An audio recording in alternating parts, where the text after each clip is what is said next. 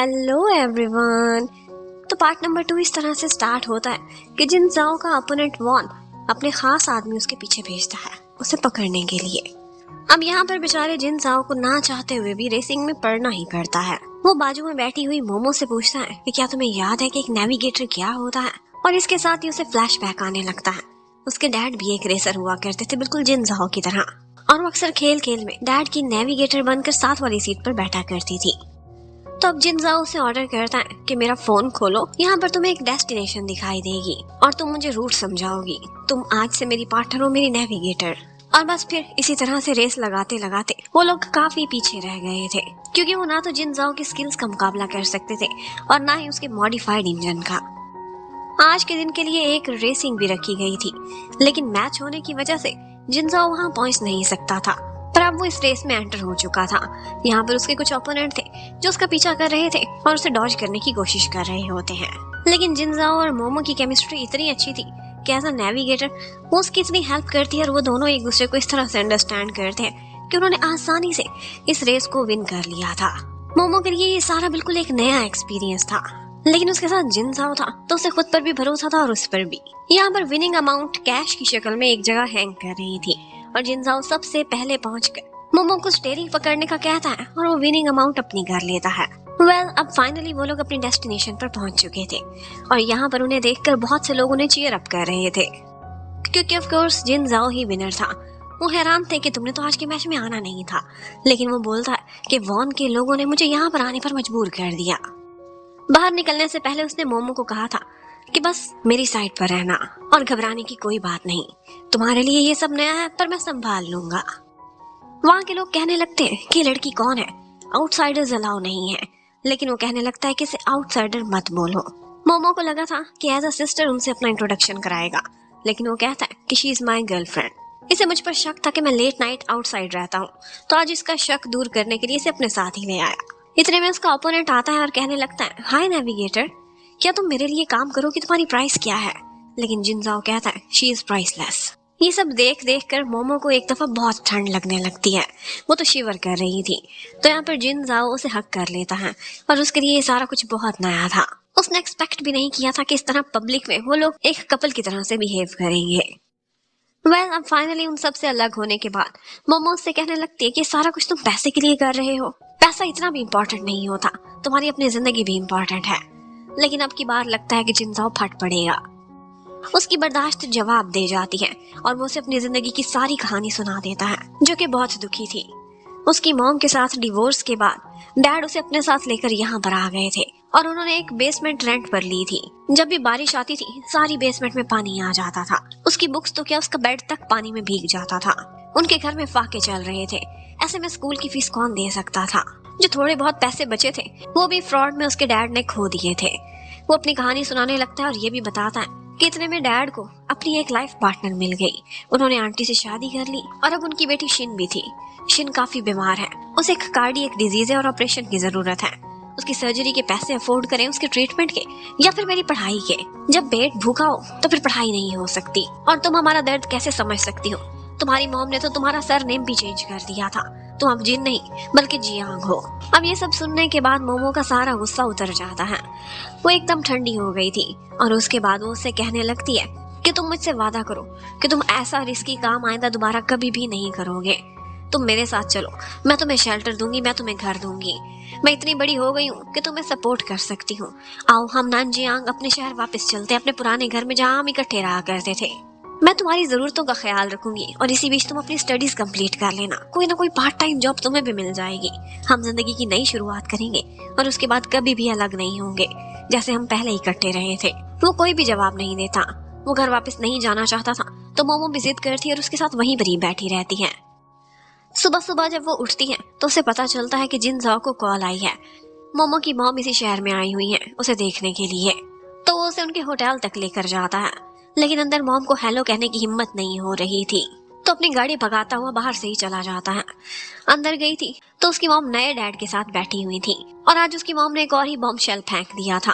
वो कहने लगती है कि मैं नानजियांग वाला अपना घर बेचकर कनाडा में सेटल होना चाहती हूँ, जहाँ पर मेरे नए हस्बैंड हैं। हमने तुम्हारे लिए वहाँ पर पोस्ट ग्रेजुएशन के लिए एक यूनिवर्सिटी भी देख ली है, तुम भी हमारे साथ चलो और वहीं सेटल हो जाओ। लेकिन वो इनकार कर देती है और कहती है कि मैं कनाडा नहीं जाऊंगी, मैं चाइना में ही रहना चाहती हूँ। और मॉम, आपके नाम पर एक ही तो प्रॉपर्टी है, प्लीज आप कहीं इनके हाथ धोखा ना खा बैठना, आपको कुछ अपने पास तो रखना ही चाहिए। और ये सुनते ही उसके नए डैड को बुरा लगता है, वो उठकर वहां से चले जाते हैं। इतने में वो लोग मुड़कर देखते हैं तो जिन जाओ वहां पर आया हुआ था, लेकिन बहुत कुछ ऐसा सुन लिया था कि जिसके बाद वो वहां से मुड़ जाता है। उसे समझ आती है कि मॉम आज भी उसे बिल्कुल पसंद नहीं करती। मॉम यही कह रही थी कि वो एक आउटसाइडर है, मैं उसे अपनी फैमिली में कभी एक्सेप्ट कर ही नहीं रही थी, ये तो तुम्हारे डैड उसे जबरदस्ती ले आए थे, और जिन जाओ से तुम दूर ही रहो तो बेहतर है, क्योंकि वो तुम्हारा रियल ब्रदर नहीं है और ना ही कोई कजन है। अब जिन जाओ के वहां से चले जाने के बाद उसकी मॉम कहने लगती है कि देखा, मुझे पूरा विश्वास था कि ये कभी भी एक जेंटलमैन बन ही नहीं सकता, और ऐसा ही हुआ ना, इसकी हरकतें देखो, इसका गेटअप देखो, इसकी कार देखो। इसीलिए तो मैंने बहुत सालों पहले ये सारा कुछ गैस कर लिया था। इसने बहुत दफा कांटेक्ट करने की कोशिश की थी, लेकिन मैं हर दफा इसे कह देती थी कि मोमो से दूर रहो।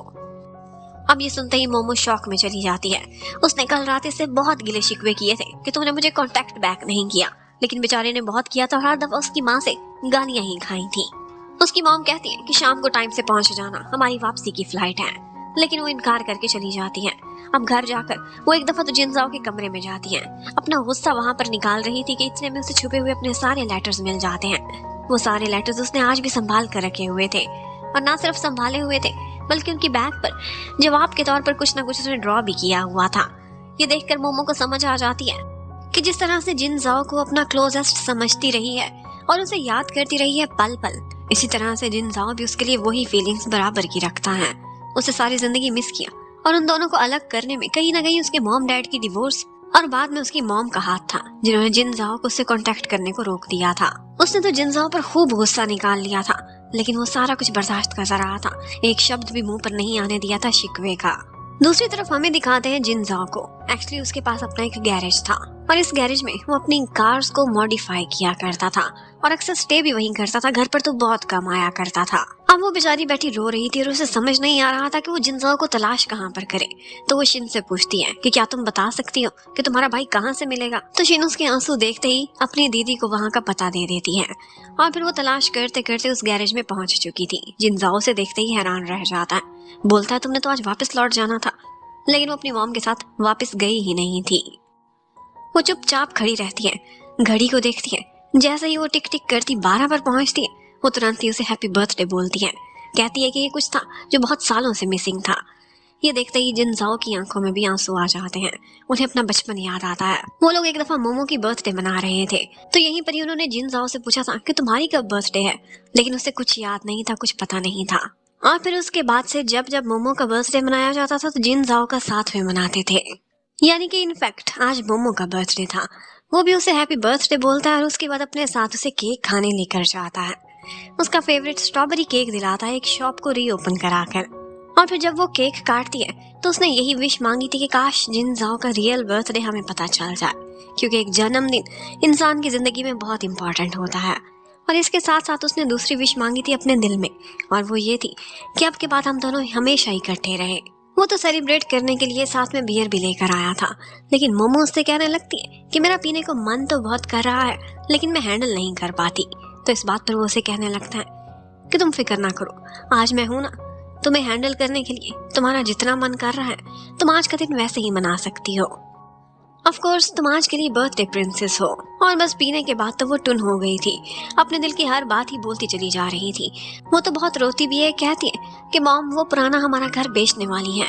मुझे अपनी नहीं, इससे भी ज्यादा मॉम की फिक्र हो रही है। मुझे लगता है कि वो नए वाले अंकल उनको धोखा देने वाले हैं। लेकिन जिनजाओ से कहने लगता है कि तुम्हारी मॉम ने डिवोर्स के इतने सालों बाद अगर किसी को चूज किया है तो कुछ सोच समझ कर ही फैसला लिया होगा। और इसके साथ ही वो उससे बहुत सारा शिकवा भी करती है कि तुमने हमेशा उन्हें मेरी मॉम कहा है और हमारे डैड का हमेशा नाम ही लिया है, तुमने कभी भी हमें ब्लड का रिलेशन एक्सेप्ट किया ही नहीं था। अब इसी तरह से आंसू बहाते बहाते बेचारे के पेट में अचानक से दर्द होने लगता है। पता चलता है कि उसे पीरियड्स आ चुके थे, उसके पास कोई सामान नहीं था। तो वो उसकी बात बिना कहे ही समझ जाता है और भागता हुआ जाता है स्टोर पर और उसके लिए सारा सामान खरीद कर लेकर आता है। अब वो उससे कह रहा था कि एक हॉट शावर ले लो और उसके बाद रेस्ट करो। उसने अपने कपड़े उसके लिए निकाल कर रख दिए थे। आज से पहले कभी भी जिनजाओ ने किसी को अपने बेड पर लेटने की क्या पैर रखने की भी इजाजत नहीं दी थी, लेकिन वो फर्स्ट पर्सन थी जिसे उसने कहा था कि तुम मेरा कमरा यूज कर सकती हो। और वो खुद बाजू वाले अपने फ्रेंड के कमरे में चला जाएगा। अब बेचारी की तबीयत काफी खराब हो रही थी, तो वो इंटरनेट से सर्च करता है और उससे कहता है कि तुम इस पॉइंट पर मसाज करो, ये प्रेशर पॉइंट है।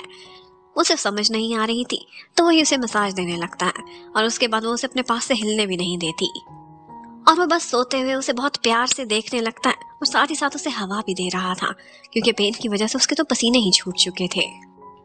इसके साथ ही उसे कुछ बचपन की यादें आने लगती हैं। जिस टाइम पर मोमो पैदा होने वाली थी, तो उसी समय उसके डैड जिनजाओ को अडॉप्ट करके अपने साथ ले आए थे, क्योंकि जिनजाओ के डैड से जो उसके फ्रेंड थे और कार रेसिंग करते हुए इस दुनिया से चले गए थे। उनके बाद इस दुनिया में उसका कुछ भी नहीं था। मॉम ने काफी लड़ाई की, काफी गुस्सा किया, लेकिन उनका कहना था कि मैं इस तरह से इस बच्चे को अबंडन नहीं कर सकता। और तो और मॉम ने तो 1-2 दफा उसे बोर्डिंग में भी भेजने की कोशिश की थी, लेकिन मोमो जिनजाओ से इतनी ज्यादा अटैच हो चुकी थी कि जब वो बोर्डिंग के लिए जा रहा था, तो तब वो पहली दफा बोली थी और उसी का ही नाम लिया था। और बस फिर इन्हीं यादों के साथ ही सुबह हो जाती है और वो खड़ा होकर मोमो के लिए जबरदस्त सा नाश्ता बना रहा था, जो कि बहुत हेल्दी था। इतने में उसके फ्रेंड्स भी वहां पहुंच जाते हैं और वो उनसे कहता है कि अंदर कदम ना रखना, कोई स्पेशल पर्सन है जो बहुत ही गहरी नींद ले रहा है। और फिर थोड़ी देर बाद मोमो भी बाहर निकल आती है। उसके फ्रेंड से कुछ सॉल्व नहीं हो पा रहा था और उसने बचपन से लेकर बड़े होते हुए अपने डैड को इंजन से ही तो काम करते हुए देखा था।